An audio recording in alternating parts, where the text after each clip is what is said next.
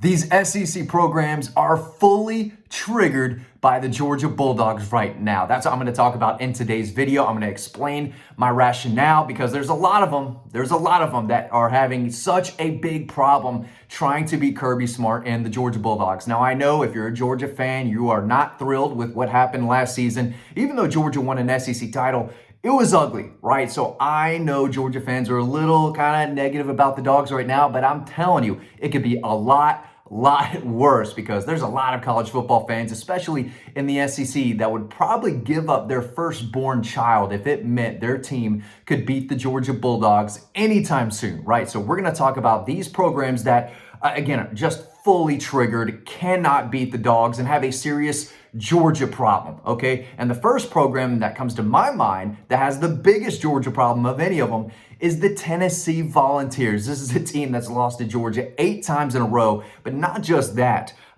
They lost every game against the Dogs by 14 points or more for the last 8 seasons dating back to 2017. Just complete dominance by the Dogs. I don't know what other way to say it. These games aren't even close. They're not competitive. And it's crazy to think about because Tennessee basically owned Georgia in the 90s, right? That has flipped upside down. Georgia owns Tennessee more now than Tennessee owned Georgia in the 90s, right? Completely flipped. Tennessee's only scored 20 points in one of those games in the last 8 years. They can't score. They can't move the football. They can't beat Georgia in Athens. They can't do it in Knoxville. I'm telling you right now, as someone who has covered every Tennessee game since 2017, except for the 2020 COVID season, I'm telling you, when those Tennessee fans and coaches and players, when they see the red and black, they just start shivering. They just start crumbling. I mean, they are so scared of this team right now. They've got a massive Georgia problem. Doesn't matter who the coach is. That program itself, it's a mental thing. It is completely mental. Now, they don't have the talent that Georgia does, and they haven't for a long time. But again, this is a mental barrier that is in front of them right now. They cannot get past it. If there's one team that I would say has the biggest Georgia problem, it's Tennessee. And I know a lot of those fans and even some Georgia fans are going to say, Matt, well, Georgia still has an Alabama problem, right? Even though they beat Alabama for that national championship, they've still got an Alabama problem. Georgia's Alabama problem doesn't even come close to Tennessee's Georgia problem. All right, that's reality. That is what it is. They've got a serious Georgia problem. Another team that does is Auburn, right? And we could basically just list off the SEC teams. But if we're going in order, I'd say Tennessee's at the top because they can't even compete. These games aren't even close. Auburn's probably number 2. Georgia's won 8 in a row. They've beat Auburn every year since 2014. That's 11 straight years that Georgia's beaten Auburn.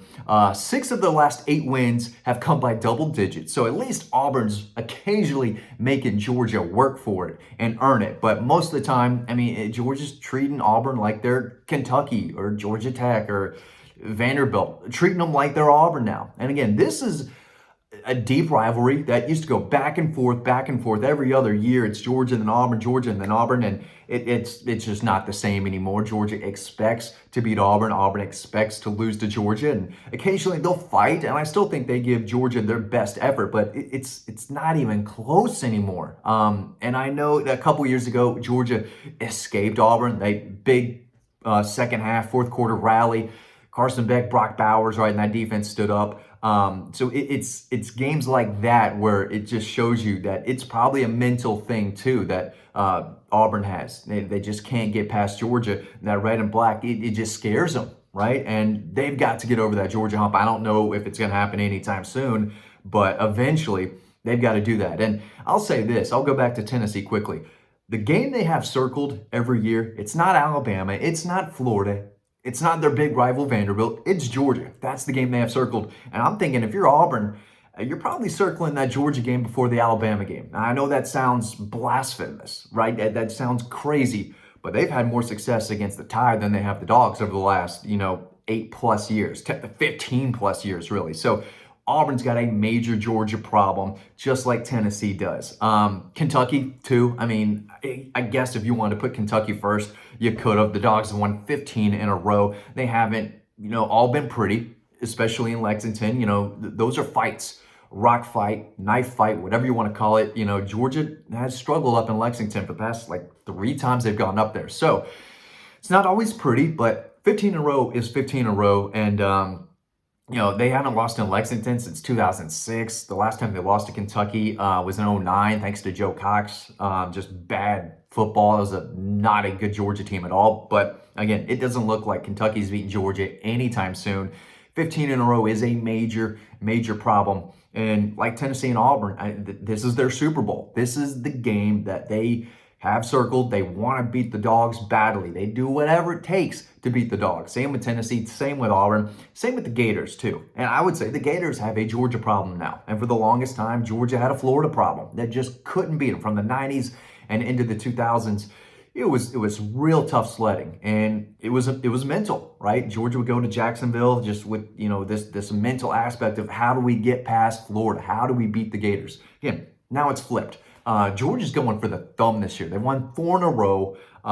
They've won 4 in a row with each of the last 4 wins coming by at least 14 points. So again, it's not like they're beating them in the fourth quarter. They're not beating them at the very end of the game. They're winning these games by double digits, and sometimes, extremely comfortably. Like the game's over sometimes at the half, sometimes at the end of the third. Rarely, and I know they've lost. They lost in 2016, Kirby's first year. They lost in 2020, but again, last 4 years, Georgia's beating Florida by double digits. And if you grew up in the 90s and in the early 2000s, that's something that would be hard to imagine. But that's where they are. Florida's got a Georgia problem now. They've got a Kirby Smart problem. It is what it is. Georgia scored at least 34 points in each of their last 4 wins.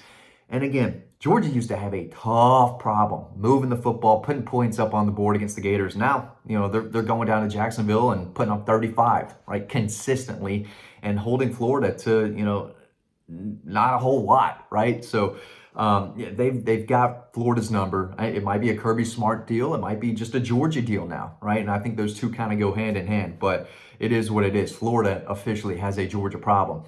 Georgia Tech, again, fully triggered by the Dogs. All of those fans, this has been their Super Bowl times 10 every year. They could lose every game during the regular season. If they beat Georgia, none of it matters. Everything's great, grand, wonderful. Life is great. It's all about beating Georgia for them. That's all they care about. The Dogs have won 7 in a row. Kirby is 7-1 against Georgia Tech, losing that first game against the Jackets in his first year, 2016.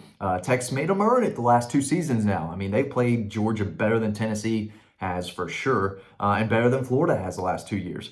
But they still have a Georgia problem. They're still losing those games. And, we saw it. There was no reason Georgia should have won that game last year in Athens. I mean, Tech had the game won. Yeah, thousands of Georgia fans leaving the stadium. I mean, I thought they were dead after that field goal that Tech had to put them up, whatever it was. I mean, it looked glim. And then Dan Jackson saved the day. If he doesn't force that fumble, Georgia loses the game right then and there. But they force the turnover. Georgia scores a touchdown, and that's when you're thinking, okay, this is what it is.